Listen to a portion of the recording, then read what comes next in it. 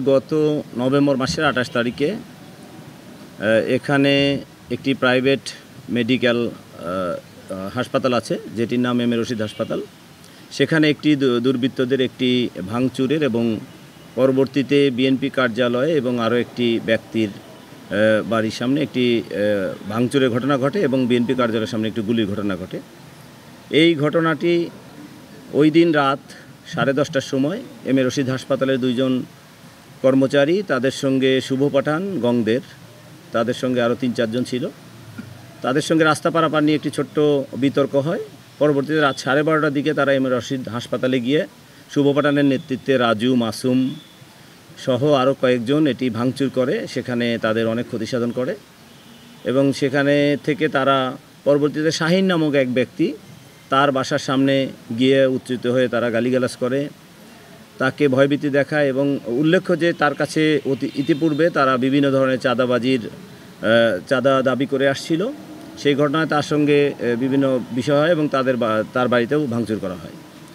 এরপরে আপনারা জানেন যে বিএনপি কার্যালয়ের সামনে এসে তারা বিএনপি অফিসে ভাঙচুর করে এবং সেখানে আমরা জানতে পারি বা শুনতে পাই যে তারা 2-3 রাউন্ড ফাঁকা গুলি বর্ষণ করে। তাদের হাতে পিস্তল সদৃশ দুটি পিস্তল দেখা গেছে ভিডিও ফুটেজে।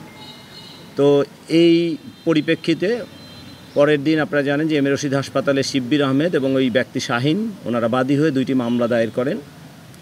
সেই মামলার প্রেক্ষিতে আমরা তাদেরকে ওই রাত্রেই তাদেরকে আইনের আওতায় আনার জন্য আমরা বিভিন্ন ধরনের অভিযান পরিচালনা করে থাকি, কিন্তু তারা আপনারা জানেন এই ঘটনা ঘটার পরেই তারা পলায়ন করে এই এলাকা থেকে।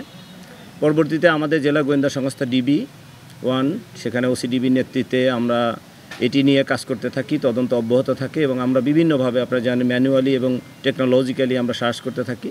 গত রাত্রে আমরা যখন আমাদের তথ্য পাই, বিভিন্ন গোয়েন্দা মারফত আমরা তথ্য পাই, সেটি পাওয়ার পরে আমাদের গোয়েন্দা পুলিশ, DB পুলিশ ঢাকায় অবস্থিত গুলশান 2 নম্বর রোডের একটি হোটেল থেকে তাদের 5 জনকেই ধরতে সক্ষম হয়। আমরা আসলে 10 দিনের জন্য রিমান্ডের আবেদন করব। এখন বিজ্ঞ আদালতের আসলে সেটি এখতিয়ার যে তারা কয়দিনের জন্য এটি মঞ্জুর করবেন। আমরা আশা করব যে তারা সম্পূর্ণ সময়ের জন্য দেবে, কারণ তারা এই যে আসামি ত্রয় বা আসামির সঙ্গে যারা আপনারা জানেন ঝুটন নামে আরও একজন তদন্তে আমাদের এসেছে, তাদের সঙ্গে এজার নামে 4 জন আসামি ছিল, সেখানে আরও অজ্ঞাতনামা অনেক আসামি ছিল, তদন্তে আরেকজন ঝুটন নামে একজন ব্যক্তির নাম এসেছে। তো সে স্বীকার করেছে সে ওই ঘটনার দিন ওখানে উপস্থিত ছিল। তো আমরা সর্বোচ্চ সময়ের জন্যই আবেদন করব। এখন বিজ্ঞ আদালত যতটুকু আমাদেরকে মঞ্জুর করে।